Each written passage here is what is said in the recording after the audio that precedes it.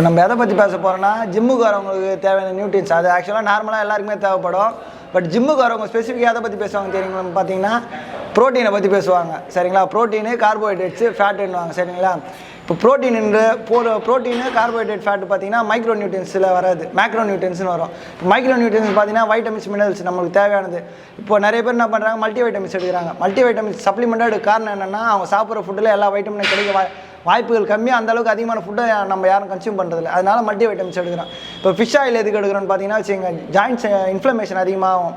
ஓவராக நம்ம ட்ரெயின் பண்ணிட்டோன்னா அந்த இடத்துல இன்ஃப்ளமேஷன் ஆகிடுச்சுன்னா அதை சரி பண்ணுறதுக்கும் அந்த டெண்டன்ஸை கொஞ்சம் ரெக்கவர் பண்ணுறதுக்கும் ஃபிஷ் ஆயில் தேவைப்படும்.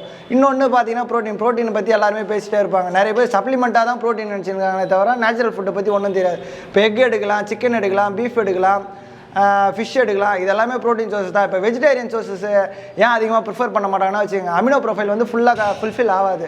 9 அமினோ ப்ரொஃபைல் வந்து உங்களோட நான்வெஜ்ஜில் நீங்கள் எடுக்கிற பொருள் எல்லாத்துலேயுமே வந்துடும். பட் வெஜிடேரியனில் பார்த்தீங்கன்னா வராது. இப்போ நீங்கள் ஒரு பட்டாணி எடுக்கிறேன்னு வச்சுக்கோங்க, அதில் அந்த அமினோ ப்ரொஃபைல் நம்மளுக்கு தேவையான எசென்ஷியல் அமினோ ஆசிட்ஸ், அந்த 9 எசென்ஷியல் அமினோ ஆசிட்ஸ் ஃபுல்லாக கிடைக்குமான்னு தெரியாது. அதில் ஒரு 7 கிடைக்கும், 8 கிடைக்கும். அதனால் நீங்கள் இன்னொரு வெஜிடேரியன் ஃபுட் எடுக்கிற மாதிரி இருக்கும். இதுவே நான்வெஜ்ஜில் பார்த்தீங்கன்னா வச்சுக்கோங்க, உங்களுக்கு அதோட அந்த profile essential amino acid profile வந்து நீங்கள் ஒரு முட்டை எடுத்தீங்கன்னா அந்த முட்டையில் ஃபுல்லாகவே கிடச்சிடும் உங்களுக்கு. அதனால தான் நிறைய பேர் வந்து நான்வெஜ்ஜை விட வெஜ்ஜை ஒதுக்குறாங்க.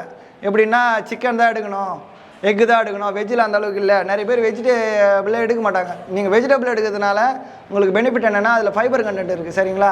அது இல்லாமல் மேக்ரோ நியூட்ரியன்ஸ் தவிர்த்து மைக்ரோ நியூட்ரியன்ஸ் கிடச்சிடும் வெஜிடபிள்ஸில், வெஜிடேரியன் ஃபுட்டில்.